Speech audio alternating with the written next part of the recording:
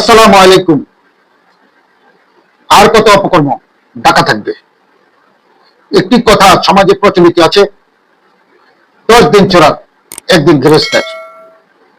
আরো একটি কথা প্রচলিত আছে, মানুষ হত্যার পর হত্যাকারী কোনো না কোনো চিহ্ন রেখে যায় অথবা থেকে যায়, হত্যাকারী অজান্তেই থেকে যায়। এটা মনে হয় প্রকৃতির নিয়ম অথবা আল্লাহর লীলা খেলা। না হলে হত্যা করার মতো এত বড় একটি ঘটনা, যেটা সাহসী এবং দুর্ধর্ষ লোক ছাড়া সম্ভব নয়, সেই সাহসী ব্যক্তি হত্যার পর কেন ভুলে তার কোন নিদর্শন রেখে যাবে? এটা আল্লাহর ইশারা না থাকলে সম্ভব নয়।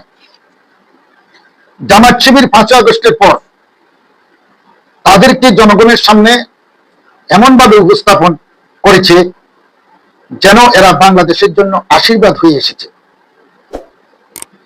তাদের কলঙ্ক আছে, তাদের মধ্যে কোনো কলঙ্ক নেই। তাদের অতীত ইতিহাস কিন্তু 16 বছরে মানুষ অনেকটা ভুলে গিয়েছে। এই 16 বছরে তারা নিয়ন্ত্রণে ছিল, তাদের অপকর্ম করার সাহস দেখায়নি বা সেই পরিবেশ তারা পায়নি। তারা কোনো দুর্নীতি, অপকর্ম, বিশৃঙ্খলা, হত্যা, গুমের সাথে জড়িত কোনো কালেও ছিল না, এমনকি ভবিষ্যতেও হবে না। এরকম একটি অবয়ব তারা জনগণের সামনে উপস্থাপন করার চেষ্টা করেছে এবং চেষ্টা করে চলেছে, তাদের আসল চরিত্র লুকায়িত রেখে। চট্টগ্রামের আইনজীবী সাইফুলকে হত্যা করে বাঁচতে পারল না জামাত শিবির এবং তাদের আসল রূপ। যেখান থেকে সাইফুলকে ধরে এনেছে সেখানে সিসিটিভি ছিল, এটা তারা বেমালুম ভুলে গেছে। তাদের পাপের 16 কলা পূর্ণ হয়ে গেছে। সুতরাং আল্লাহ সিসিটিভিতে তাদেরকে আটকে দিয়েছে।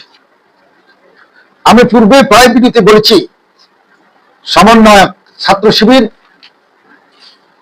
একই বৃত্তের দুটি ফুল। ছাত্র শিবির হচ্ছে সমন্বয়ক, সমন্বয়ক হচ্ছে ছাত্র শিবির। তারা অন্যের কারে বন্দুক রেখে যুদ্ধ করতে ভালোই ফটো। বর্তমানে যত বিশৃঙ্খল অপকর্ম হচ্ছে সব অন্তর্বর্তী সরকার, ছাত্র শিবির এবং সমন্বয়ক নামদারি ওদেরকে দিয়ে করাচ্ছে, কিন্তু আসলেই করছে জামাতের পরিকল্পনা মতে, যাতে মানুষের দৃষ্টি মানুষকে ধোঁকা দিয়ে প্রতারণা করে চলা যায়। কিন্তু প্রকৃতি এমন খেলা, আপনি অপকর্ম বেশি দিন ঢেকে রাখতে পারবেন না। মানুষ যতই লুকায়িত ভাবে ঘুষ, দুর্নীতি, সুদ খায়, কিন্তু আসলে কি তা লুকায়িত থাকে?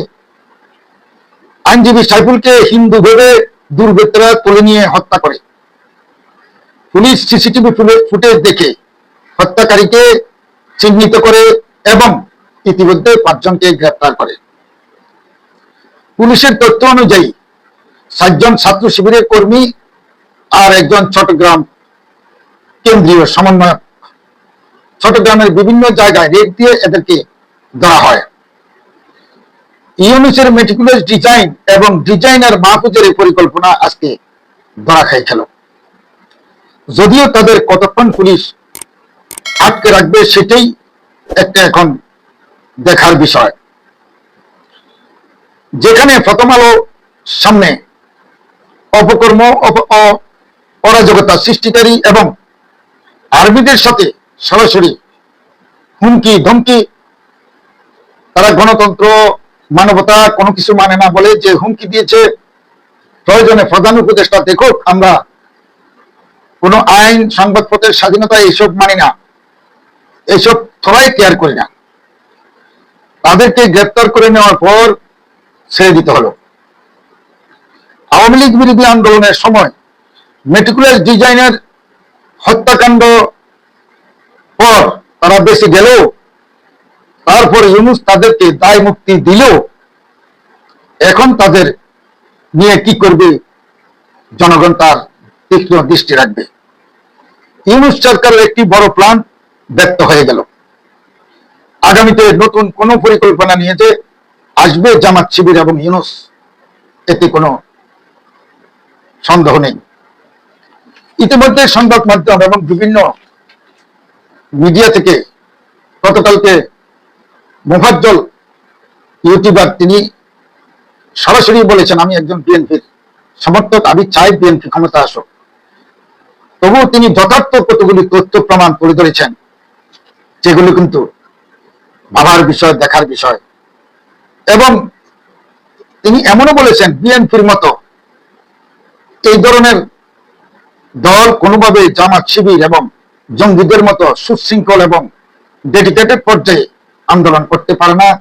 সুতরাং আওয়ামী লীগকে বিদায় করার জন্য বাধ্য হয়ে জঙ্গি এবং জামাত শিবিরদেরকে কাজে লাগানো হয়েছে। তাহলে প্রিয় দর্শক, আমরা এবং যারা মুক্ত চিন্তার লোক এবং দেশের স্বাধীনতা সার্বভৌমত্বের পক্ষের লোক, তারা যে এই জঙ্গিদের ব্যাপারে এবং জঙ্গিদের উপর তারা ক্ষুব্ধ, তাদেরকে নিয়ন্ত্রণে রাখার জন্য বরাবরই চেষ্টা করে যাচ্ছে, সেটা কি অন্যায় হয়েছে?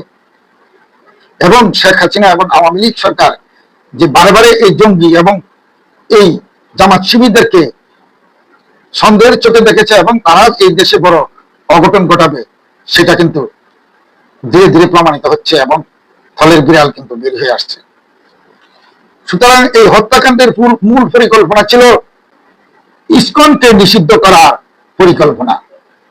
ইউনূস সরকার এখন জামাত শিবির সমন্বয়কদেরকে নিষিদ্ধ করবে।